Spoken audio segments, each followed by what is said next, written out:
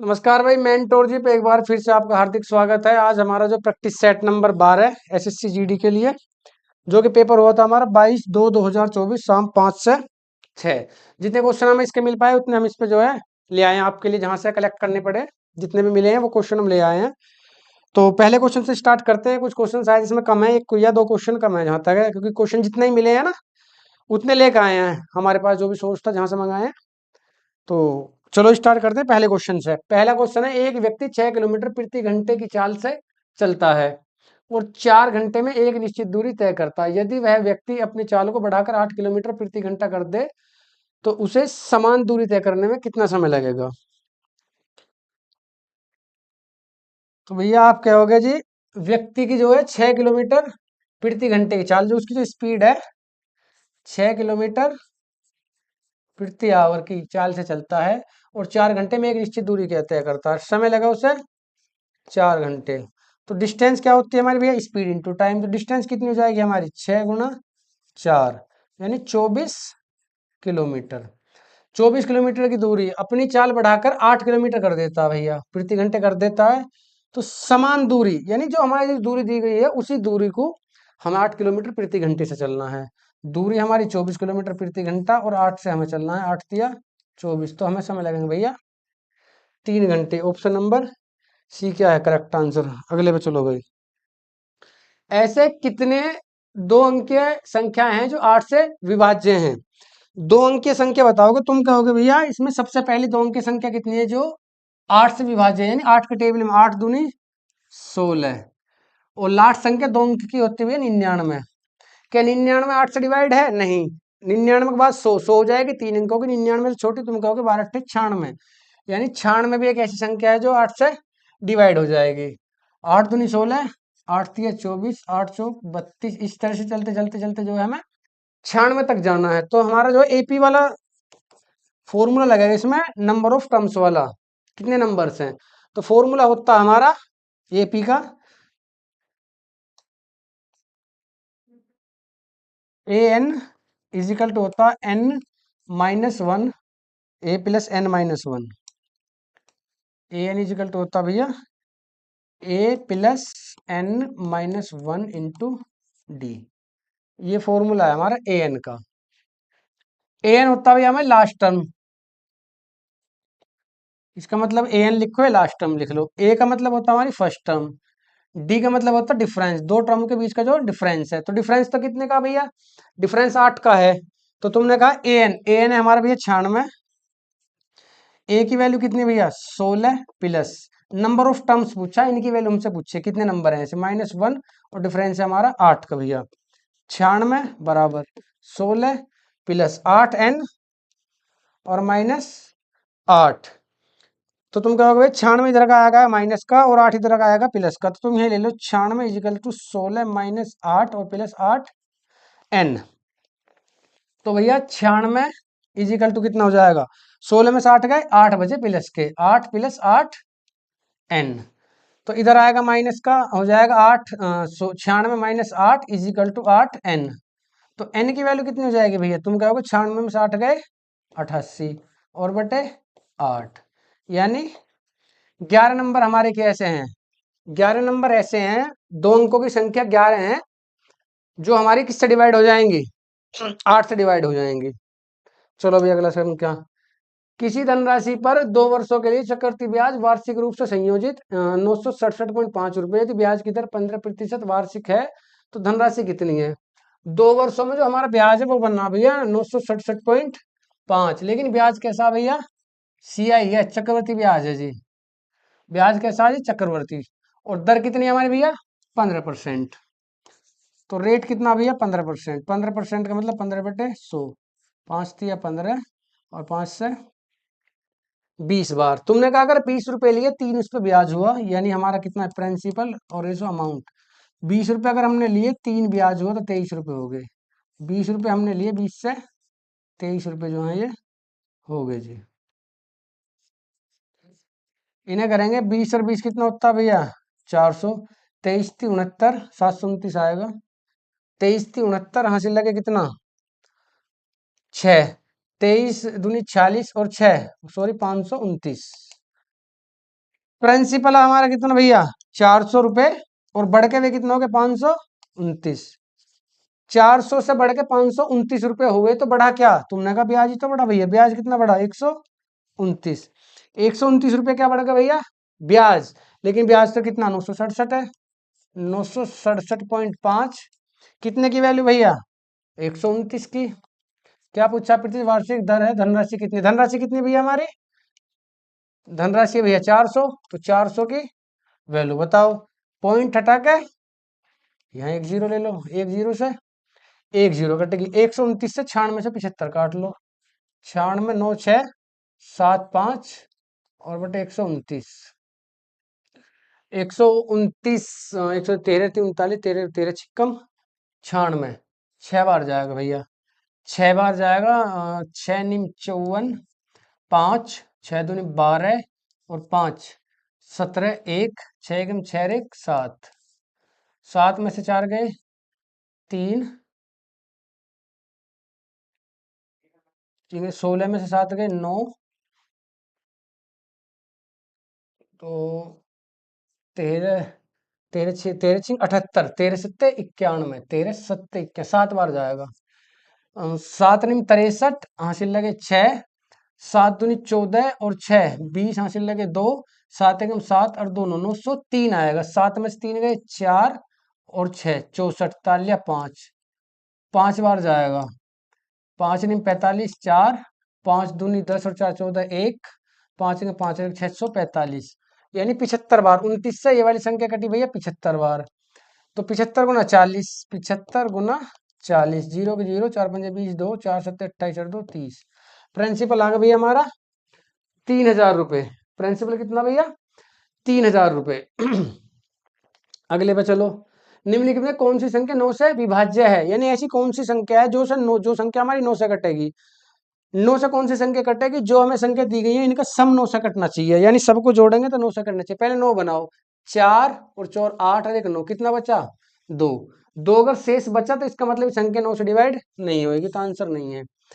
4 और 3 7, 1 8 और 1 9, ये घटेगी संख्या। जैसे 4 और 4 8 और 1 9, इसमें बचेगा 7, 5 और 4 9, 2 और 1 3, इसमें बचेगा 3, इसमें कितना बचेगा 4 4 8 1 9, इसमें बचेगा हमारा 7, इसमें कितना बच रहा भैया 4 और 4 8 9, इसमें बचेगा हमारा 2। तो ये वाली संख्या क्या है, ऑप्शन नंबर बी।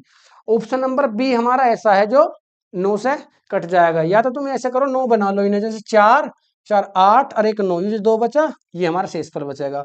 7 और 1 8, 7 और 1 8, 8 और 8 16, 16 को जब हम 9 से डिवाइड करेंगे तो कितना आएगा 7 बचेगा। फिर तुमने कहा जी 4 और 5 9, ये कटेगा, 5 2 और 1 3, 3 बचेगा। चाहे तुम इसे अगर जोड़ के करते जी, जोड़ के कर लो उससे यार,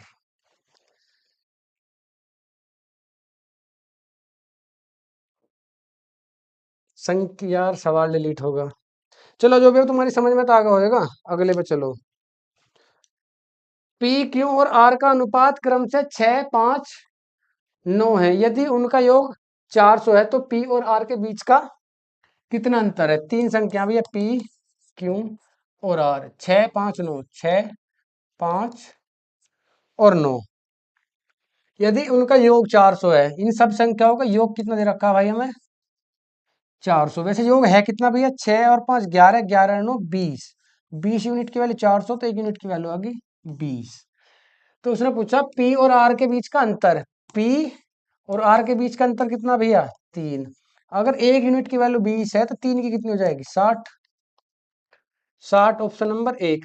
कुछ क्या करेंगे इसमें 20 से इसमें मल्टीप्लाई करेंगे, पी की वैल्यू आएगी 20 सिक्का 120, फिर आर 20 निम्मा 180, फिर इनका डिफरेंस निकाल लेंगे 60। जरूरी थोड़ी है ये रेशो में डिफरेंस ले लो, डिफरेंस कितना है इनका 3, 3 यूनिट की वैल्यू कितनी आएगी 60, 1 यूनिट की वैल्यू 20, 3 यूनिट की वैल्यू 60, अलग अलग वैल्यू निकालने की जरूरत ही ना है।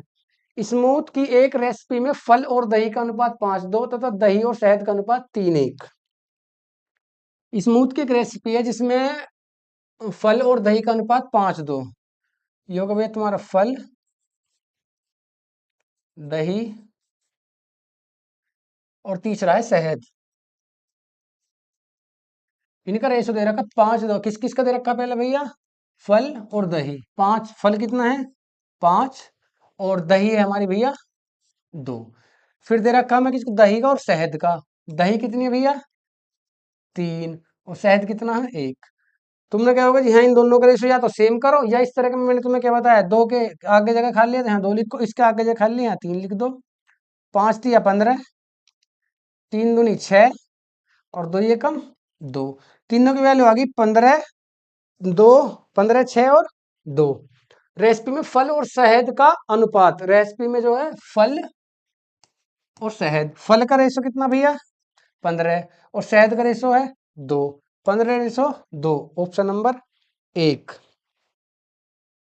चलो एक बैग का विक्रय मूल्य 1056 और लाभ प्रतिशत 20% है, यदि विक्रय मूल्य 800 है तो हानि परसेंट कितना होगा। सवाल है भैया हमारा एक बैग का विक्रय मूल्य 1056, एक बैग का विक्रय मूल्य 1056 यानी एसपी जो है हमारा भैया 1056 है। 1056 रुपये में मैंने कोई चीज बेची, 20% का क्या हुआ हमें लाभ प्रतिशत, 20% का प्रॉफिट हुआ। 20% का मतलब हुआ भैया 1/5, 20 एकम 20, 20 पंजे 100, 1/5 यानी कोई चीज अगर 5 रुपए की है तो हमने बेच कितने में दी भैया 6 में, तो 6 में तो नहीं बेची हमने, हमने कितने में बेची भैया हमने बेची है जी 1056 में, 1056, 20% का प्रॉफिट हुआ। अगर चीज 5 की है तो हमने चीज कितने में बेच दी 6 में, यानी 1 यूनिट का प्रॉफिट हुआ। वैसे बेची कितने में भैया हमने 6 में, अगर 6 यूनिट की वैल्यू 1056 है तो 5 यूनिट की वैल्यू बताओ, यानी खरीदी कितने में, तुम कहोगे 6 से काटेंगे, 6 एकम 6, 4 बचे 6 सत्ते 42, 3 6 छंग 36, 176, 5 छंग 30, 3 5 सत्ते 35 और 3 38, 3 5 अंग 5 और 3 8, 880। 880 की चीज हमने 1056 में बेची, अगर इस चीज को हम 800 रुपए में बेचे हैं, यानी 880 की चीज को अगर हम 800 रुपए में बेचे हैं तो कितने का नुकसान हुआ हमें भैया, तुमने कहा 80 रुपए का नुकसान, किस पे भैया 880 पे। क्यों, क्योंकि 880 की चीज इस बार हम 800 रुपए में बेचना चाह रहे हैं। अगर 880 की चीज 80 रुपए के लॉस पे हमने बेच दी तो कितने का नुकसान हुआ, 0 से 0, 11 से 8, 8 से 11 बार, जब 100/11 लिखेंगे 11 से इसे डिवाइड करेंगे, 11×99 और कितना बचेगा भैया 1, 11×99 9.0 बनी, 9 सही 1/9%, ऑप्शन नंबर डी हमारा क्या है भैया करेक्ट आंसर है। आगे चलो, अनिल एक काम को 80 दिनों में पूरा कर सकता है, ठीक है। अनिल 30 दिनों में कुल काम का कितना % काम पूरा कर सकेगा। भाई अनिल मान के चलो एक दिन में एक काम करता है तो 80 दिन में कितना काम करेगा, तुम कहोगे भैया 80 दिन में 80 काम करेगा, यानी टोटल वर्क हमारा कितना होगा भैया 80, टोटल वर्क 80 होगा जी। अनिल एक दिन में एक काम कर रहा था, 80 दिन में 80 काम करेगा, तो 30 दिन में काम का कितना हिस्सा करेगा, अगर एक दिन में एक काम कर रहा है तो 30 दिन में 30 काम करेगा, यानी टोटल काम है 80 और 80 का कितना भाग कर दिया उसने 30, यानी 3/8। अच्छा परसेंटेज में पूछा है तो 100 से मल्टीप्लाई कर दो, 3/8 का जो परसेंटेज बनेगी वो बनेगी 37.5%। कैसे भैया 300 और बटे 8, 300 को जब 8 से भाग देंगे तो 37.5% बेटा, आप इसे जो है आराम से कर लियो, मल्टी इसकी डिवाइड खुद कर लियो। आगे चलो, प्रथम 17 प्राकृतिक संख्याओं के वर्गों का औसत कितना है। प्रथम 17 प्राकृतिक संख्याओं के वर्गों का औसत, इसके वर्गों के औसत का फॉर्मूला होता है भैया n+1 इंटू 2n+1/6। यह है प्राकृतिक संख्याओं के वर्ग, प्रथम n प्राकृतिक संख्याओं के वर्गों का औसत। n की जगह क्या लेंगे भैया 17+1, फिर मल्टीप्लाई करेंगे कितनी 17×2+1 और बटे में 6, 17 और 1 कितना होता है भैया 18 गुना 17 दूनी 34 और 1 कितना होगा भैया 35, 17 दूनी 34 और 1 कितना होगा भैया 35 और बटे में 6, 6 तिया 18, 35 तिया 105, तो वर्गों का औसत जो आएगा 105, ऑप्शन नंबर 1। अगले क्वेश्चन पर चलो भाई, 21.84 के 66.67% के 7.14% का मान कितना है। संख्या है भैया 21.84, 21.84, इसका भी 66.66 यानी 66.67% होता है कितना 2/3, और भैया 7/14 14। 7/14 का मतलब होता है भैया 1/14। तो तुम कहोगे भैया 3 से काट लेंगे इसे हम, 3 7 21, 3 दूनी 6, 3 8 24। तो काट लेंगे, 7 एकम 7, 7 चौक 28, 7 दूनी 14, 2 से 2 बार 1.04। एक सेकंड देख लेते हैं, हल्की सी कैलकुलेशन में शायद कहीं क्या है मिस्टेक होगी। कैलकुलेशन में हल्की सी मिस्टेक होगी हमारी। 21.84, इसका मतलब होता है 2/3, इसका मतलब होता है 1/14। चलो पॉइंट हटा के यहाँ 2 जीरो ले लो। इसे काट लेंगे हम कितने से, 3 7 21 और 3 दूनी 6, 3 8 24। तो तुम काटोगे भैया 7 दूनी 14, 7 एकम 7 और 7 चौक 28, 2 से 2 कट जाएगा। ये आ गया भैया 104 और बटे 100। 2 जीरो से यहाँ पॉइंट आ जाएगा 1.04। 1.04 क्या हमारा करेक्ट आंसर है भैया। देखो अगर तुम इसे ऐसा करोगे 7.14% बटे 100, 66.67 बटे 100, तो दिक्कत आएगी। इनकी फ्रैक्शन हमें याद होनी चाहिए। 33 सही, 33.33% का मतलब होता है 1/3। 66.66 67 का मतलब होता है 2/3। 7/14 का मतलब होता है 1/14। 7.14 का मतलब 1/14। तो ये फ्रैक्शन जो है हमें याद होनी चाहिए, तभी तो क्वेश्चन आसान हो जाएगा कैलकुलेशन का। तभी तो कैलकुलेशन हमारी आसान होगी जब हमें स्क्वायर याद हो या टेबल याद हो और तुम्हारे क्यूब याद हो और ये हमारी क्या है फ्रैक्शन याद हो। यानी 66.67% का मतलब 2/3, 7.14 का मतलब 1/14। काट पीट करोगे तो वह आंसर आएगा हमारा 1.04। अगले क्वेश्चन पर चलो भाई। एक व्यक्ति ने 24% की वार्षिक दर पर एक साधारण ब्याज पर कुछ धन राशि संरणनीय ऋण है। किस पे ली भैया, ऋण पे लीजिए।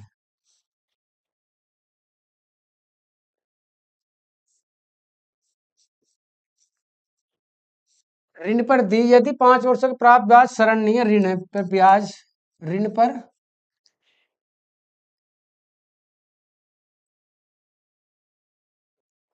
ऋण पर दी गई धनराशि से 1200 अधिक है, 1200 अधिक है, तो ऋण पर दी गई धनराशि बताओ भैया। ये क्या है, 24% पे तो हमें दिया गया ब्याज और 5 वर्ष तक दिया गया है। यानी 24% पे हमें जो है ब्याज दिया गया और 5 साल तक लगातार ब्याज देना है। अगर 24% ब्याज दे रहे हैं यानी हर साल हम जो है 24% ब्याज देंगे। और कै साल तक देना भैया, भैया ब्याज देना है 5 साल तक। अगर हर साल 24% ब्याज है तो 5 साल में जो ब्याज हो जाएगा, ब्याज हो जाएगा 120%। प्रिंसिपल कितना होता है अपने आप में भैया, 100%। यानी 100% तो पैसे लिए और ब्याज ब्याज बैठा 120%। तो ब्याज जो है प्रिंसिपल से कितना अधिक बैठ रहा है, प्रिंसिपल से ब्याज, ब्याज बैठ रहा भैया 20% अधिक। ब्याज ब्याज बैठ रहा भैया 20% अधिक। और वैसे ब्याज कितना बैठ रहा भैया, 1200 अधिक। तो 20% की मतलब 1200, तो 1% की मतलब है 1200/20। तो 100% की मतलब क्या हो जाएगा, 100 से मल्टीप्लाई कर दो 2 से 6 बार। तो तुम कहोगे भैया कितना हो जाएगा, 6000 रुपये हो जाएगा हमारा आंसर। Option number D. चाहे दोबारा देख लो इसे, अगर दिक्कत आ रही है हल्की सी दोबारा चेक करो, मतलब दोबारा समझने की कोशिश करो। 24% पे हमने क्या ब्याज दिया, पैसे दिए कि 24% ब्याज लेंगे 5 साल तक, 24 24 24 24 लगाते गए तो ब्याज बैठा 120। यानी हमारा जो एस आई बैठा वो होगा भैया हमारे 120%। तुमने क्या प्रिंसिपल कितना लिया होगा जी, प्रिंसिपल तो अपने आप में 100% होता है। उसने कहा कि ब्याज जो है प्रिंसिपल से 1200 अधिक होगा, या तो कहता कि ब्याज जो है 1200 बनेगा तो फिर 120% की वैल्यू होती। उसने कहा ब्याज जो है प्रिंसिपल से 20% अधिक बन रहा है, यानी ब्याज प्रिंसिपल से 1200 रुपए अधिक बन रहा है। ब्याज प्रिंसिपल से 1200 रुपए अधिक बन रहा है, हमारे हिसाब से ब्याज प्रिंसिपल से कितना अधिक बन रहा है, 20%। यानी 20% की वैल्यू ही कितनी है भैया, 1200। तो 1% की वैल्यू 1200/20। तो हमसे क्या पूछा, प्रिंसिपल, प्रिंसिपल कितना 100%। 0 से 1 0 कट जाएगी, 2 से 6। और 6,000 हो जाएगा। यानी प्रिंसिपल कितना हमारा भैया, प्रिंसिपल 6,000 रुपये है। आगे चलो, अगला सवाल है, दो अभाज्य संख्या x और y बड़ा है x से, को लघुत्तम समापवर्तक 145 है, तो 10x माइनस वाई का मान बताओ। जब भी अभाज्य संख्याओं के एलसीएम की बात करेगा, जैसे अभाज्य संख्या है 3 और 5, इनका एलसीएम क्या आएगा भैया, इन दोनों का मल्टीप्लीकेशन यानी 15। अभाज्य संख्या 2 और 3 भी है, 2 और 3 का एलसीएम कितना आएगा, इनकी मल्टीप्लीकेशन। अभाज्य संख्या कितनी है भैया, 7 और 11, 7 और 11 का एलसीएम आएगा 77। यानी अभाज्य संख्याओं का जो एलसीएम होता, संख्या 2 हो, 3 हो, 4 हो, लेकिन सारी संख्या अभाज्य अगर हैं, अगर सारी संख्या अभाज्य हैं तो उनका एलसीएम, उनका मल्टीप्लीकेशन आएगा सिर्फ, और कुछ नहीं आ रहा। तो तुम कहोगे भैया दो अभाज्य संख्या, उनका मल्टीप्लीकेशन कितना दे रखा है हमें, 145। यानी 145 क्या है, इन दोनों संख्याओं का मल्टीप्लीकेशन है एक्स और वाई का। एक्स और वाई की जो मल्टीप्लीकेशन 145 है, अगर मैं इसके फैक्टर करना चाहूँ 145 के, तो कितने आएंगे, 145 के फैक्टर करो जी, 5 दूनी 10, 5 नहीं 45 और 29। यानी एक संख्या 5 और एक संख्या 29 है, इन दोनों का मल्टीप्लीकेशन तो आया, और दोनों अभाज्य संख्या है, ठीक है। एक्स वाई बड़ा है, एक्स की वैल्यू कितनी है फिर 5, और वाई की वैल्यू कितनी है 29, रख दो। तो हमसे क्या पूछा, 10x और माइनस 5y, 10 गुना x की वैल्यू कितनी है 5 और माइनस y की वैल्यू कितनी है 29, इसकी वैल्यू पूछे, 10 पंजे 50, 50 में से 29 गए, कितना बचेगा भाई 21 बचेगा भैया, 50 में से 29 गए, कितना बचा 21, आंसर है इसका। आगे चलो,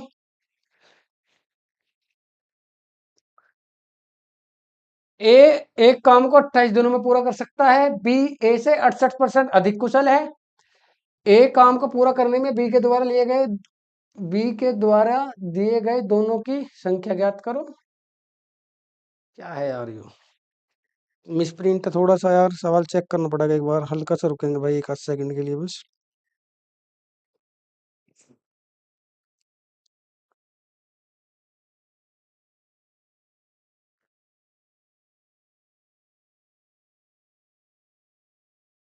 सवाल नंबर 14, ए एक काम को 28 दिनों में पूरा कर सकता है, ए एक काम को 28 दिनों में पूरा कर सकता है, बी ए से 68% अधिक कुशल है, उसी काम को पूरा करने में बी द्वारा लिए गए दिनों की संख्या ज्ञात करो। लिए गए, बी द्वारा लिए गए दिन है, ये जो है बी द्वारा दिए नहीं, बी द्वारा लिए गए दिनों की संख्या ज्ञात करो। ए एक काम को 28 दिनों में पूरा कर सकता है, बी ए से 68% अधिक कुशल है, इस काम को पूरा करने में बी द्वारा लिए गए दिनों की संख्या ज्ञात करो भाई, बी द्वारा लिए गए दिनों की संख्या ज्ञात करो।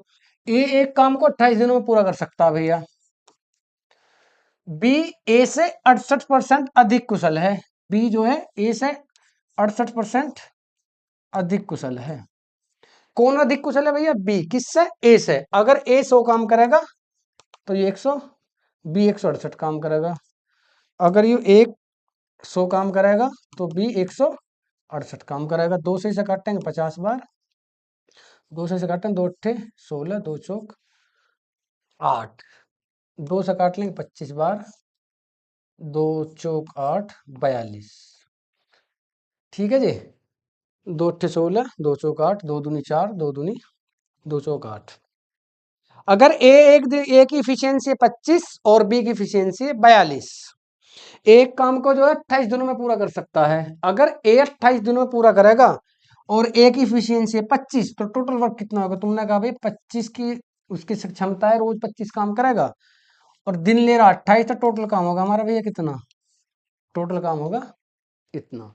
यानी ए एक दिन में 25 काम करेगा, तब बी एक दिन में 42 काम करेगा, और ए कर रहा है 28 दिनों में, यानी 25 काम अगर डेली करेगा और 28 दिन लग रहे हैं, तो टोटल वर्क कितना भैया 25 गुना 28। और अगर हम इसे 42 से करना चाहें तो तुम कहोगे 7 चौक 28, 7 छिंग 42, 25 चौक के 100, 100/6। काट लो इसे, दो से काटेंगे 50, 50/3 दिन लगेंगे उसे, 50/3 दिन। भाई ए और बी की इफिशियंसी दी गई है, ए से बी 68% अधिक कुशल है, बी ए से 68% अधिक कुशल है। अगर ए एक दिन में 100 काम करेगा तो बी एक दिन में 168 काम करेगा। इनकी इफिशियंसी का रेशियो लिया 25 और 42। अगर ए एक दिन में 25 काम करेगा तो बी एक दिन में 42 काम करेगा। उसने पहले ही बता दिया ए जो है 28 दिनों में किसी काम को कर रहा है। कितने दिनों में भैया? 28 में। ए एक दिन में 25 काम करता है और 28 दिन ले रहा है, तो टोटल वर्क कितना है? 125 × 28। तो टोटल वर्क को अगर मैं इफिशियंसी से डिवाइड कर दूं तो क्या निकल के आएगा? दिन। मैंने तुम्हें उस दिन भी बताया। हाँ, अगर ऊपर वर्क है, टोटल वर्क, अगर टाइम से डिवाइड कर दोगे उसे तो इफिशियंसी यानी उसकी क्षमता निकल के आएगी। और अगर वर्क दे रखा है हमें, वर्क को हम उनकी इफिशियंसी यानी कार्य क्षमता से डिवाइड करेंगे तो टाइम निकल के आएगा। कैसे भैया? मान के चलो एक दिन में तुम जो 20 बीघा गेहूं काट रहे हो, एक दिन में, सॉरी, टोटल 20 बीघे तुम्हें गेहूं काटने हैं, और एक दिन में तुम कितने गेहूं काट रहे हो? 4। तो कितने दिन लगेंगे तुम्हें? 4×5 = 20। यानी 4 क्या है तुम्हारी इफिशियंसी है। रोज तुम 4 बीघा काटो, अगर 20 बीघा गेहूं तुम्हें काटना है तो 4×5 = 20। यानी तुम्हें कितने दिन लगेंगे भैया? 5 दिन। दूसरी बात तुमने क्या कही भैया? अगर हम जो है टोटल काम करना हमें 20, कितना काम करना है भैया? 20। और हमने 5 दिन में काम करा, 5×4 = 20, तो इफिशियंसी कितनी है तुम्हारी? 4। अगर टाइम से डिवाइड करोगे काम को तो इफिशियंसी आएगी, और काम को अगर इफिशियंसी से डिवाइड करोगे तो टाइम आएगा। तो यही तो करा हमने, इफिशियंसी अगर हमें निकालनी है, उसके क्या निकालना है? दिन निकालने हैं, तो उसकी इफिशियंसी 42, टोटल वर्क 25×28 को मल्टीप्लाई करना जरूरत थोड़ी है। तो आगे चलो भाई। एक वस्तु का क्रय मूल्य 360 रुपए है। यदि लाभ प्रतिशत 8 है तो लाभ का मूल्य कितना है? वो एक वस्तु का क्रय मूल्य 360 है। 360 रुपए की कोई चीज है, उसको अगर 8% पर बेचना होगा तो इसका 8% लगाना, 8/100। 2 से 18 बार, 2 से 5 बार, 18×8 = 144। 144/5, 5×2 = 10, 4, 5×8 = 40, 4, 5×8 = 28.8%, 28.8 रुपए। 360 रुपए किसी चीज की कीमत है और उस पर 8% हमें प्रॉफिट लेना है, यानी 360 का 8% निकाल लो। 360 का 8% आएगा भाई 28.8%। सिर्फ कैलकुलेशन करनी है और कुछ नहीं करना, कैलकुलेशन भी ज्यादा नहीं है। अभिषेक अपने लैपटॉप का मूल्य क्रय मूल्य से 50% अधिक अंकित करता है। जिसका उसका जितना उसका क्रय मूल्य है ना, उससे उसने उस पर जो है 50% अधिक अंकित कर दिया। 50% का मतलब भैया 1/2। अगर क्रय मूल्य 2 है तो उस पर लिख दिया 3, 2, 1 रुपया अधिक कर दिया। और वह अपने ग्राहक को अंकित मूल्य पर 30% की छूट दे रहा भैया। 30% का मतलब कितना होता है? 30/100, यानी 3/10। अगर 10 रुपए उस पर लिखा है तो 3 की छूट दे दी, 7 में बेच दिया। तुमने कहा जी क्या मजाक कर रहे हो? एमपी इधर 3 है, जब तुम उसमें प्रॉफिट की बात कर रहे हो तो एमपी कितना तुम्हारा? क्रय मूल्य की बात कर रहे हो तो फिर तुम्हारा जो है एमपी आ रहा 3, और जब विक्रय मूल्य के साथ कंपैरिजन कर रहे हो तो एमपी आ रहा तुम्हारा 10। एमपी एक ही चीज का दो कैसे हो जाएगा? सेम करोगे। अगर एमपी सेम करेंगे तो भैया यहाँ क्या करेंगे? सारे में हम 10 से मल्टीप्लाई, इधर तो 10 से ही हमें, इधर इधर करेंगे 3 से, तो इधर भी 3 से। तो तुमने कहा भाई 10×2 = 20, 7×3 = 21, और 10×3 = 30। 20 रुपए की चीज पे 30 रुपए लिख दिए और 21 रुपए में बेच दी। 20 रुपए की चीज पे 30 रुपए लिखे और 21 रुपए में बेच दी। तो तुमसे क्या पूछा? लाभ परसेंट पूछा भैया। लाभ कितना हो? 20 रुपए की चीज 21 में बेच दी, 1 रुपए का लाभ कितने पे? 20 पे। 1/20 का मतलब होता है कितना? 4, 5%, 20×5 = 100। यानी हमने जो है भैया 5% पे चीज फिर भी चिपका दी। यदि किसी वस्तु का विक्रय मूल्य 2400 और अंकित मूल्य 3000 है तो छूट परसेंट बताओ। भैया अच्छा तुम ही कर लियो होमवर्क में, बिल्कुल ही आसान है। इस तरह के आ भी रहे हैं सवाल, बार बार ही पता नहीं इसे हटाना चाह रहे हैं हम तो। अब से आगे जो सेट बनेंगे उसमें भैया 3 सवाल मैंने अपनी तरफ से जोड़े हैं, टाइम एंड वर्क के एक टाइप के, महिला और पुरुष वाले। उससे अगला जो प्रैक्टिस सेट बनेगा उसमें फिर हमारे 3 सवाल आपको मिलेंगे टाइम एंड वर्क के एक ही तरह के, महिला पुरुष वाले। लेकिन वो जो आता है ना तथा वाले हैं, एक तो एक और वाले आते हैं भैया, और एक टाइप और होता है उसमें 3। यानी अगले 4 जो सेट मैं आपको कराऊंगा उसमें जो है 3-3 क्वेश्चन या 4-4 क्वेश्चन मैं अपनी तरफ से ऐड करूंगा। उसमें क्या है, इस तरह के क्वेश्चन हम जो है अपनी तरफ से हटा देंगे। अब इन क्वेश्चनों की कुछ वैल्यू है ही ना यार, ये तो बिल्कुल ही आसान है। पेपर का जो लेवल है थोड़ा हमें भी अब अपग्रेड करना पड़ेगा। तो अब जो भी सेट आएंगे उसमें 3 या 2 या 3 क्वेश्चन जो क्या है हम ऐड करके चलेंगे अपनी तरफ से। एक तो टाइम एंड वर्क का हमें जो पैटर्न थोड़ा सा चेंज करना है, एक प्रॉफिट एंड लॉस का चेंज करना है थोड़ा सा, और एक हमारा टाइम स्पीड एंड डिस्टेंस। इन 3 चैप्टरों का थोड़ा सा मुझे क्या है, सवाल अपनी तरफ से ऐड करने हैं थोड़े से अपर लेवल के। तो टाइम एंड वर्क के कल और परसों वाले प्रैक्टिस सेट में आ जाएंगे, और इसमें जो है अगले वालों में फिर मैं और चेंज करूंगा कुछ, प्रॉफिट एंड लॉस का भी, और तुम्हारा ट्रेन ट्रेन वाले जो हैं, नाव वाले, इस तरह के क्वेश्चन क्या है अपनी तरफ से ऐड करेंगे। तुमने कहा किसी वस्तु का जो विक्रय मूल्य है 2400 रुपये है, एसपी कितना भैया, 2400 रुपये में कोई चीज क्या है तुमने बेच दीजिए, कितने रुपए में बेच दी भैया, 2400 रुपये में बेच दी, और अंकित मूल्य 3000 है, उस पर लिख कितना रखा है भैया, 3000। प्रतिशत बताओ, छूट बताओ, 3000 की चीज तुमने 2400 में बेची, छूट कितने की दी भैया, 600 की। छूट किस पे दी जाती है भैया, एमपी पे, 3000 पे, गुना क्या है 100, 2 जीरो से तो ये 2 जीरो खत्म, 1 जीरो से 1 जीरो खत्म, 3 दूनी 6, 20% की क्या करती भैया तुमने, छूट कर दी जिस पे। बढ़िया। आगे चलो, किसी वस्तु पर लगाए गए कर में 17% की कमी की जाए और उसकी खपत में 17% की वृद्धि की जाए, राजस्व में प्रतिशत परिवर्तन ज्ञात करो। पहले तो 10% कोई चीज क्या है हमने कमी कर दी, फिर 10% क्या है हमने चीज बढ़ा दी, तो इस पर फॉर्मूला लगेगा हमारा 10x plus x minus x, sorry x plus x नहीं, एक्स वाई। फॉर्मूला तुमने पढ़ा होगा भैया, x plus y minus x y upon 100। अगर दोनों बार हम बढ़ाते ही तो फिर लिखते x plus y plus x Y.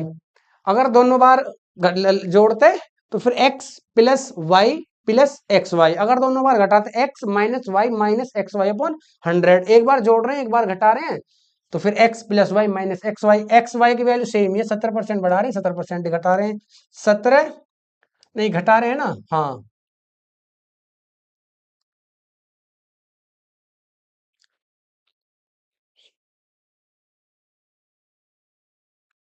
तो x minus x y upon 100। X की वैल्यू कितनी भैया, 17 माइनस 17, और माइनस कितना हो जाएगा भैया, क्या हो,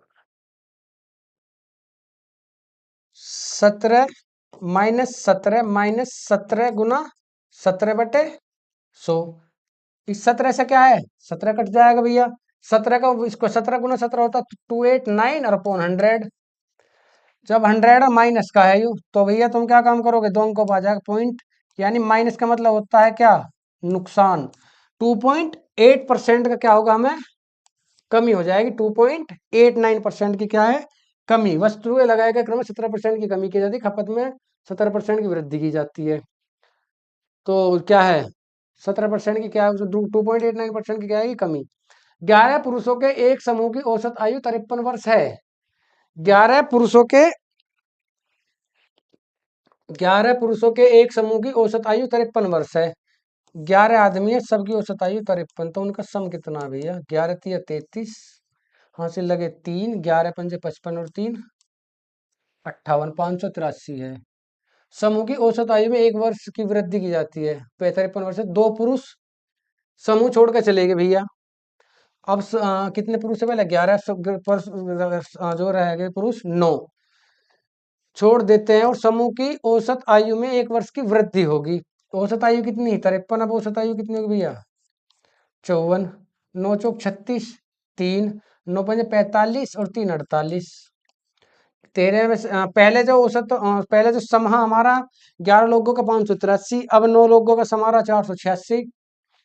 तो समूह को छोड़ के जाने पुरुषों की औसत आयु जो छोड़ के गए उनकी औसत आयु कितनी है, घटा लो, 13 में 6 गए 7, इधर इसलिए नहीं, 17 में 60 गए 9, तो 97, और 97 कितनी है, 97 दोनों की, यानी दोनों आदमी जो गए वो 97 साल के हैं। अगर दो आदमी 97 के हैं तो एक कितने का भैया, 2 चौक 8, 2 अट्ठे 16 और 2 पंजे 10, 48 क्या उनका एवरेज है जी। सवाल 19 है भाई शायद इसमें। तो भाई आज प्रैक्टिस सेट नंबर कौन सा करा हमने, प्रैक्टिस सेट नंबर हमारा है भैया 12। जो पेपर हुआ हमारा भैया, कब हुआ है पेपर, पेपर हुआ था जी हमारा 22 तारीख दूसरा महीना सन 2024। 5:06 यानी थर्ड शिफ्ट में। तो भाई आज की सेवा यही समाप्त करेंगे। जो भी आपकी क्वेरी है नीचे कमेंट बॉक्स में जरूर पिन करो भाई, उसका जवाब दिया जाएगा। जितने क्वेश्चन हमें मिल पा रहे हैं बिल्कुल एग्जैक्ट पेपर ही करा पा रहे हैं, तो जो क्वेश्चन मिल रहा है वो ये, बाकी जो एक आध क्वेश्चन काटना पड़ता है वो टाइपिंग की वजह से है। तुमने देखा भी होगा टाइपिंग एरर बहुत आ रहा है। तो कुछ क्वेश्चन ऐसे हैं जो टाइपिंग एरर बिल्कुल ये है कि सवाल में दिक्कत सारी आ रही है, तो उसे काटना पड़ रहा है हमें। हो सकेगा उसे अगले प्रैक्टिस सेट में ऐड कर ले। हम देख रहे हैं 2-4 क्वेश्चन हर प्रैक्टिस सेट में किसी किसी में छूट रहे हैं, किसी में नहीं छूट पा रहे। तो जो छूट रहे हैं उन्हें क्या है करा देंगे हम, ठीक है जी। तो आज के लिए इतना ही भाई, फिर मिलते हैं नेक्स्ट क्लास में।